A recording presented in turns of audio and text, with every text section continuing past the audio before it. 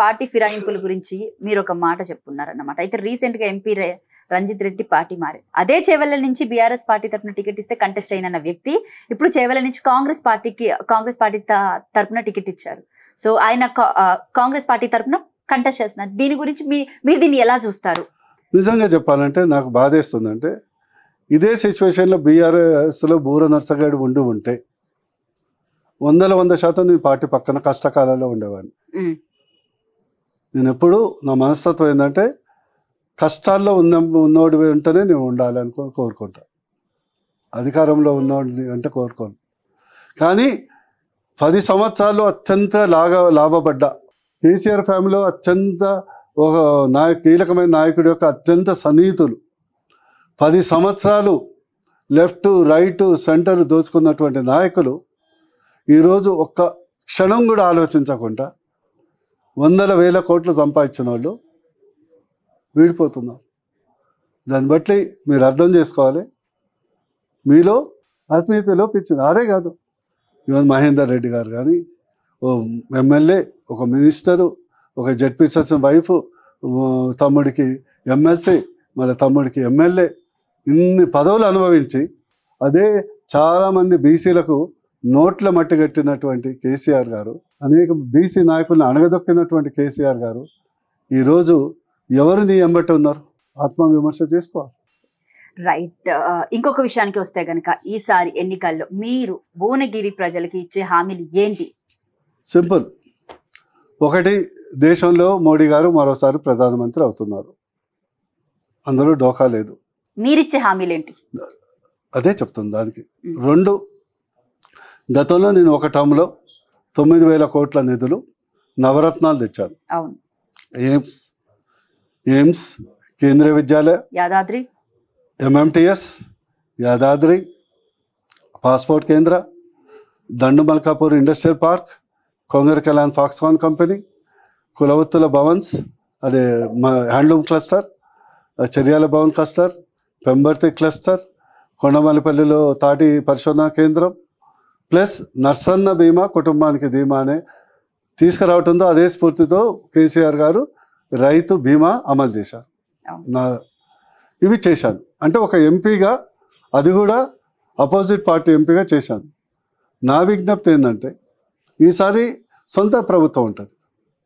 మీరు నన్ను ఎన్నుకుంటే బూర నరసింహగౌడ్ని ఎన్నుకోవటం కాదు, మన భువనగిరి ప్రాంతానికి అభివృద్ధికి ఎన్నుకున్నట్టు. ఒకటి గుర్తుపెట్టుకోండి, బూర నరసింహగౌడ్ ఓటేస్తే భువనగిరి సంపద పెరుగుతుంది, కాంగ్రెస్ పార్టీకి ఓటేస్తే వాళ్ళ సంపద పెరుగుతుంది.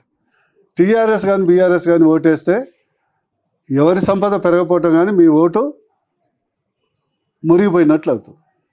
నేను మళ్ళీ మీరు నాకు అవకాశం ఇస్తే అసంపూర్తిగా ఉన్నటువంటి MMTS కంప్లీట్ చేస్తాను.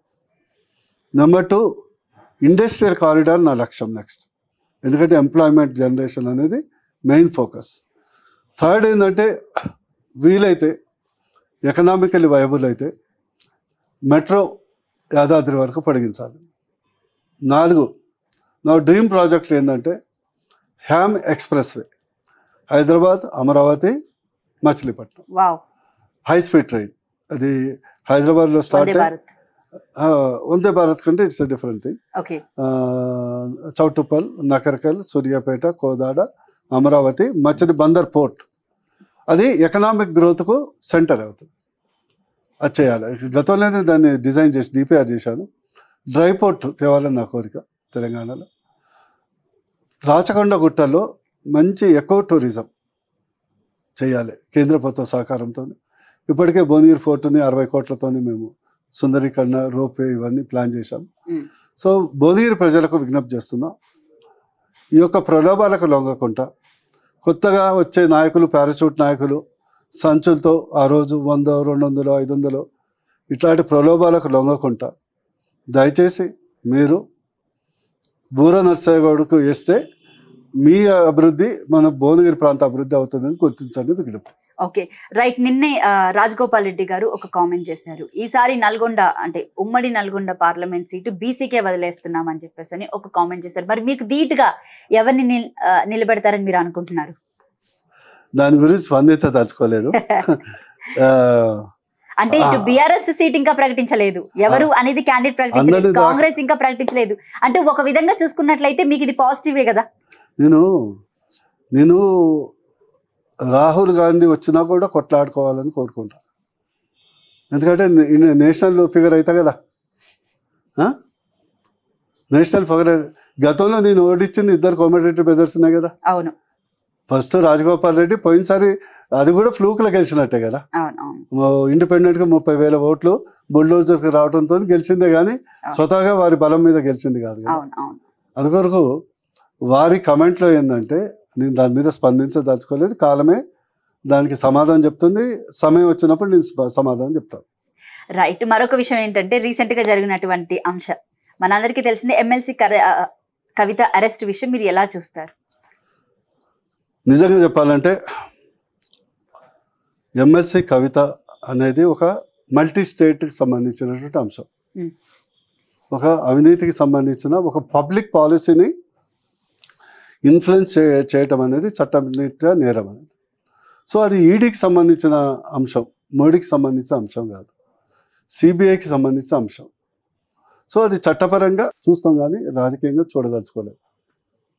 రైట్. అంటే లిక్కర్ స్కామ్లో తన ప్రమేయం నిజంగా ఉంది అంటారా? నేను క్లియర్గా చెప్తున్నాను, మొదటి నుంచి చెప్తున్నాను, నాట్ టుడే, లాస్ట్ 1 year నుంచి చెప్తున్నాను. ఏ ఒక్క ఆరోపణ వచ్చినా కూడా అది ఆరోపణ ఇన్వెస్టిగేట్ చేస్తున్న సంస్థలు ఆ యొక్క వ్యక్తి మధ్యలో ఉన్నటువంటిది చట్టసభది న్యాయస్థానంలో జరగాల్సినటువంటి పోరాటం, రాజకీయ పోరాటం కాదు. సెకండ్, ఈ పార్లమెంట్ ఎన్నికల్లో కవిత అనే అంశం అసలు ఇంపార్టెంటే కాదు. అందరూ మోడీ వైపు చూస్తున్నారు, ఇంపార్టెంటే కాదు. అందుకొరకు దాని మీద కమెంట్ కూడా చేయాల్సిన అవసరం లేదు, అది ఈడీ చూసుకుంటుంది.